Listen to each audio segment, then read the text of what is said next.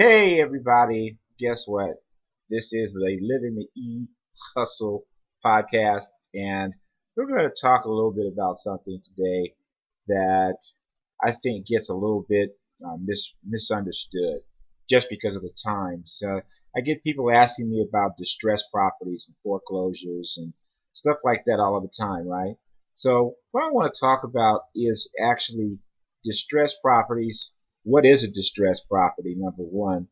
Uh, how do you find distressed properties? How can you possibly invest in distressed properties? Things like that. So first thing is, what's a distressed property? There are a lot of people that think that it's foreclosures or short sales or whatever. And yes, those obviously do qualify for it. But that is not, at least to me personally, what a distressed property is. See, a distressed property to me is a situation where there's someone that's owning that piece of property, and right now we're talking about, say, someone that's also living in it, and they don't have the ability to pay the mortgage right now. Now, the distress part of it can come from maybe they have medical things going on. Maybe they've lost their job. Maybe they've had a tax burden. It could be anything, some type of an event, something that's happened that they can no longer make their payment. Now, does that mean that the property is either in foreclosure or upside down with no equity or things like that? No, absolutely not. That is not what that means. See, distress and a distressed property, in my opinion, just means that the persons owning it and living in it have something going on and don't have the ability to continue making the payment. Now, let's suppose that you owe like $100,000 on the property and it's worth $500,000. But if you cannot make the monthly payment, aren't you under stress? Isn't that a distressed situation? Absolutely. Absolutely. Now, why is it important to have this type of a mindset? Well, the reason why it's important, in my opinion, to have this type of a mindset when you're working, dealing with, looking at distressed properties, whether you're an agent and you're pricing the property, trying to help your client properly, whether you're a consumer and you're looking to pick up homes that are quote unquote distressed properties, you have to take a look at what the marketplace is right now, what's going on, and how people price the home. So, for instance, had a client, this is very recently, I actually have quite a few that's happened, but very recently, this was someone that years ago, well, not years, but say about 3, maybe 4 years ago now, I was in an unfortunate situation, and they had to do a loan modification. They had to do a loan modification and for those of you that remember, loan modifications were not easy to do. I'm talking about the permanent kind.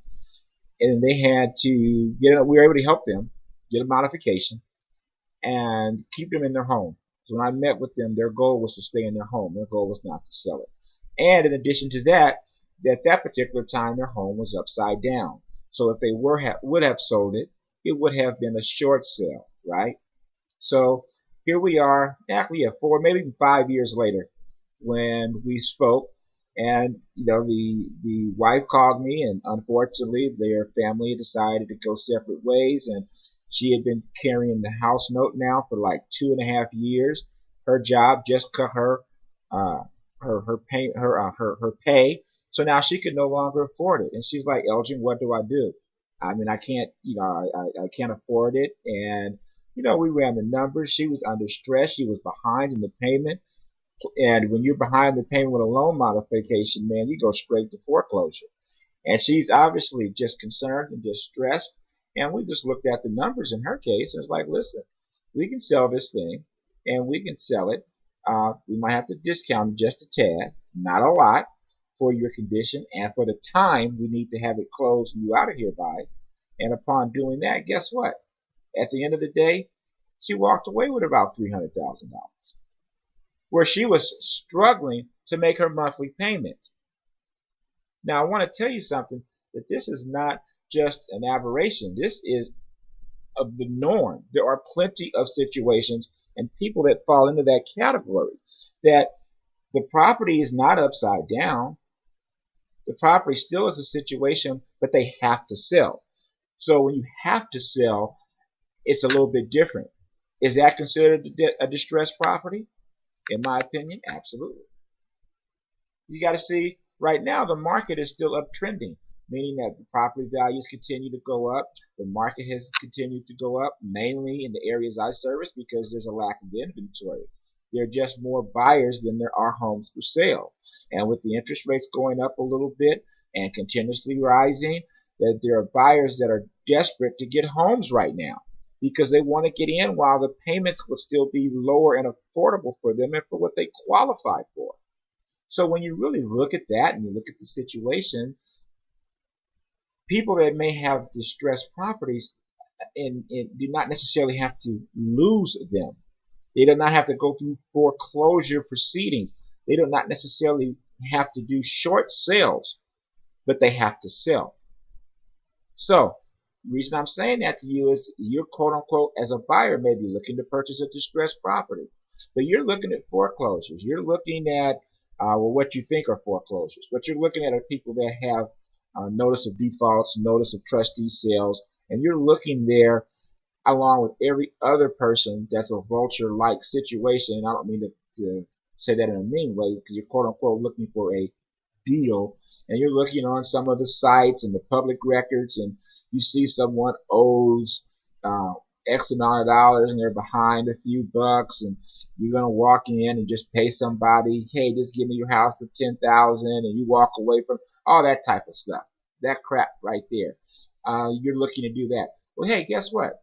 What about actually going to someone and they may be on the market in a distressed situation that may be willing to sell their property 10, 15, 20, 25% below market value because they need to sell now and they still will have equity to do what they need to do. You'd be surprised how many properties fall into that category. Maybe looking at homes that have been on the market a little bit longer than others that are ripe for price reduction. See, these things happen in every market. They happen in what are perceived sellers markets. They happen in what's perceived buyers markets. They happen in what you consider, markets that are quote unquote stable, that are even, that have opportunity for both buyer and seller. These types of situations are always available. Sometimes more, sometimes less than some others. But you can find these opportunities, which is what we're talking about doing right now. Are there still short sales and quote unquote REOs out there? Yes, but they're not in abundance. We just recently listed and sold an REO out in the Santa Clarita Valley just here in 2018. And it probably sold for more money than it should have just because it was an REO. And we got multiple bids on it, and it sold for more than its list price. And you know what? It wasn't a steal of a deal for a buyer. It needed some work and all that other good stuff, but they still paid pretty much market value for it. Why? Because it was an REO, because it was a foreclosure. So it is perceived that that is a better deal. Short sales right now. You think about it.